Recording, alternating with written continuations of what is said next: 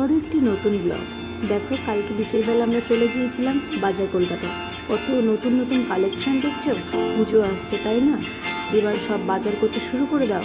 আমরা এসেছিলাম কিছু কেনাকাটি করতে, দিয়ে লোভ সামলাতে না পেরে একটু ভিডিওই বানিয়ে নিলাম।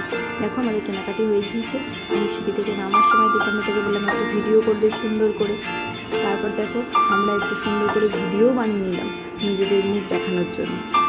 এরপর আমরা জুম্বা ক্লাসে চলে গিয়েছিলাম। তারপর আমরা চলে এলাম থার্মোমিটারে।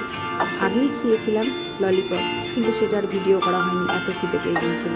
তারপর দেখো, আমরা সবাই মিলে চাউমিন খাচ্ছি। সবাইকে প্রচণ্ড পরিমাণে খিদে পেয়েছে, আর খেতে খেতে সবাই বলছে আমাকে একটু ভিডিও করে দে, আমাকে একটু ভিডিও করে দে।